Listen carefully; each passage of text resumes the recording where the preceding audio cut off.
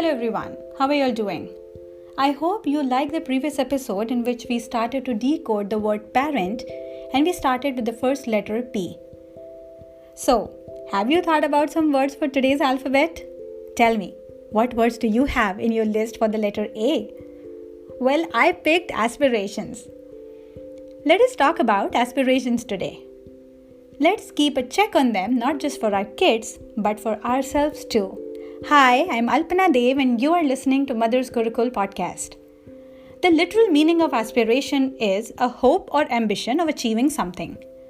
We as parents have let's be honest, many aspirations from our children.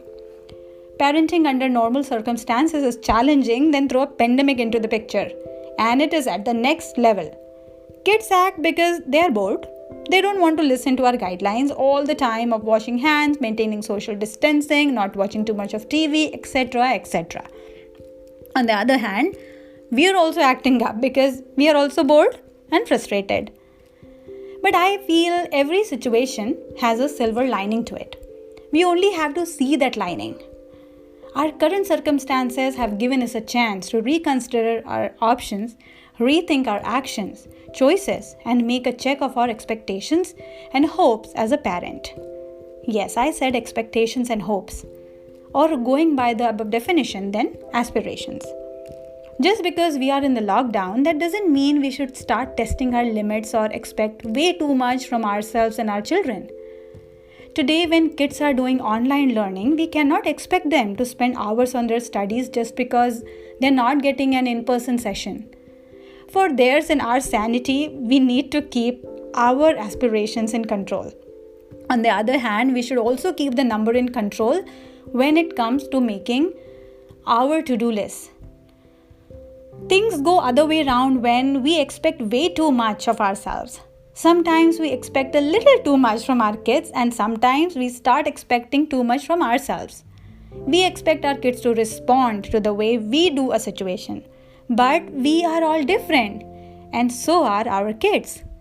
Lowering our expectations is hard when we are constantly comparing ourselves or our kids to others, which is easy to do even in lockdown. Thanks to social media for that. We see our friends' pictures on Instagram, WhatsApp, and we feel they are doing so much and making the best of their time. We envy their children for being obedient because that's what we see. But do we know the true picture? Do we know how many times the kid might have said no before that one yes? Or how the mom must have adjusted her routine to post something worth watching for her viewers? Things go other way around when we are not able to limit the advice. I'm again going back to the point out social media. These days, social media is flooded with tips of homeschooling, keeping up with fitness routine at home, keeping kids entertained, kitchen hacks, and much more. This is done with a very good intention, but all this seems to be a little overwhelming. So give yourself permission to ignore advice that doesn't sit right with you. The best thing you can do during this lockdown period is to honor yourself, how you think, what you believe, and who you are. You will be tempted to take into account what your best friend would do or what the YouTube expert would do, but do what you think is best for you. When we overthink about kids' IQ and do not take into consideration their EQ as well, things go other way around. By not doing a math worksheet for one day, it is not going to make them weak in math. If they want to draw something or want to do just doodling, let them do it. Emotional growth is significant for kids of all ages. Skills like problem solving, strategizing, and concentrating are much more significant determinants for success in life than IQ alone. Things go other way around when we forget to live in the present. Our present is today. We are in a pandemic situation. It is stressful, it is scary, but can we change it? No. Can we get rid of it? No. So what can we do? Live in the present. We all want things to get back to normal, but by stressing about it or feeling bad about what all we could have done pre-corona days is not going to help us. Now and then I'm watching in news how people are struggling to meet their basic needs.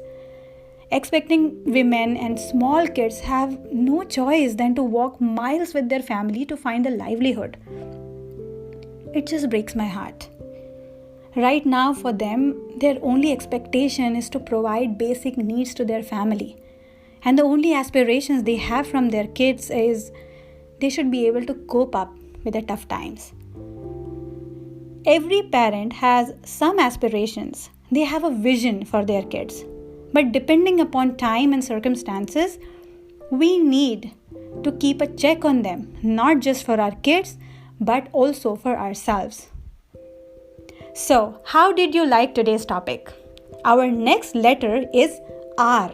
We will talk about that in the next episode. Till then, stay safe, stay healthy. If you liked today's episode, then don't forget to check out other episodes on Mother's Gurukul podcast. And yes, don't forget to subscribe to the channel. If you have any feedback, suggestion, then feel free to reach out to me through my social media handles. You can find me on Twitter by Alpana_Dev, on Instagram by Alpana Bapat, and on Facebook by Mother's Gurukul.